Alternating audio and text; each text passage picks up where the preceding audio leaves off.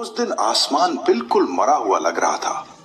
बादल इतने काले थे कि दोपहर में ही रात जैसा अंधेरा छा गया था। हवा भारी थी और हर गरज के साथ ऐसा लगता था जैसे कुछ बहुत बड़ा नीचे उतर रहा हो। मैं आंगन में अपनी दोस्त रानी के साथ खेल रही थी। मेरा नाम चंदा था। अंदर से माँ सविता मुझे बार बार बुला रही थी, लेकिन मैंने ध्यान नहीं दिया। घर के अंदर दादी शांता बुरी हालत में पड़ी थी और पापा रमेश सुबह से डॉक्टर लेने गए थे, लेकिन लौटे नहीं थे। तभी अचानक तेज बारिश शुरू हुई और मैं दरवाजे के पास खड़ी होकर बाहर देखने लगी। और वहीं मैंने उसे देखा। दूर खेतों के बीच एक औरत खड़ी थी, बिल्कुल सीधी, बिना हिले। उसका चेहरा साफ नहीं दिख रहा था, लेकिन मुझे महसूस हो रहा था कि वो मुझे ही देख रही है। मेरा गला सूख गया। मैंने माँ से पूछा, वो कौन है? लेकिन माँ ने जैसे ही बाहर देखा, उसका चेहरा सफेद पड़ गया। उसने झट से दरवाजा बंद किया और मेरे हाथ को जोर से पकड़ लिया, जैसे अगर दरवाजा खुला रह गया तो कुछ अंदर आ जाएगा। कुछ देर बाद बारिश के बीच पैरों के घिसटने की आवाज आई, जैसे कोई गीली मिट्टी पर नंगे पैर चल रहा हो। धीरे, बहुत धीरे। और फिर दरवाजे पर दस्तक हुई, ठक ठक ठक।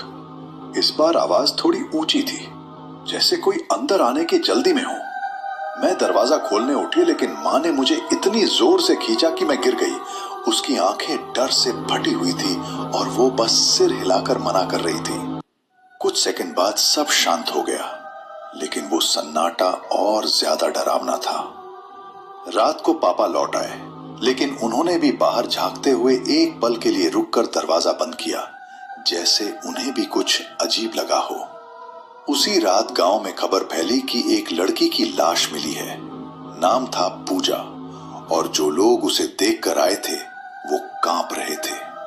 कहते थे उसका शरीर पूरा भीगा हुआ था, लेकिन बारिश का पानी नहीं, कुछ और उसकी आंखें खुली थी, जैसे वो मरने के बाद भी किसी को देख रही हो। उस दिन के बाद माँ बदल गई।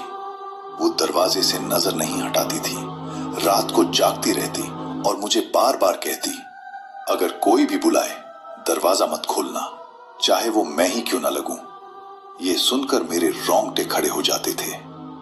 फिर एक रात मुझे सपना आया, लेकिन वो सपना नहीं था। मैंने देखा माँ चूल्हे के पास बैठी है, उसकी पीठ मेरी तरफ थी। वो कुछ गुनगुना रही थी, लेकिन वो आवाज इंसानी नहीं थी, जैसे दो आवाजें एक साथ निकल रही हों।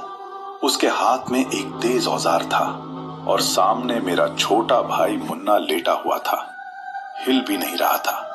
माँ धीरे धीरे उस औजार को उसकी गर्दन के पास ले जा रही थी और फिर अचानक उसने अपना सिर 180 डिग्री घुमाकर मेरी तरफ देखा। उसकी आंखों में पुतलियां नहीं थी, सिर्फ सफेदी, और उसने मुस्कुराकर कहा, तू खाएगी? उसकी आवाज मेरी मां की नहीं थी, वो गहरी, टूटी हुई और बहुत सारी आवाजों से मिलकर बनी थी। मैं चीखते हुए उठी, लेकिन उसी पल दरवाजे के बाहर से वही गुनगुनाने की आवाज आई, वही जो मैंने अभी सुनी थी। मैं और मां दोनों जम गए।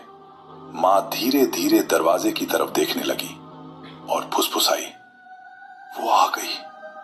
अगले ही पल दरवाजे पर कुछ बहुत जोर से टकराया, पूरा घर हिल गया और बाहर से हंसी की आवाज आई, लंबी, खिंची हुई और बिल्कुल पास से। कुछ दिनों बाद पापा गांव वालों के साथ उस पुराने टूटे घर पर गए, वही जगह जहां कोई जाने की हिम्मत नहीं करता था। उस रात दूर से चीखें आईं, इतनी तेज कि कान बंद करने पड़े, और फिर एकदम सन्नाटा। सुबह जब वो लौटे, मां भी उनके साथ थी, लेकिन वो चल नहीं रही थी। उसे पकड़कर लाया जा रहा था। उसकी गर्दन अजीब तरीके से टेढ़ी थी और आंखें सीधा मेरी तरफ देख रही थी, बिना पलक झपकाए। उस दिन के बाद सबने कहा कि सब ठीक हो गया।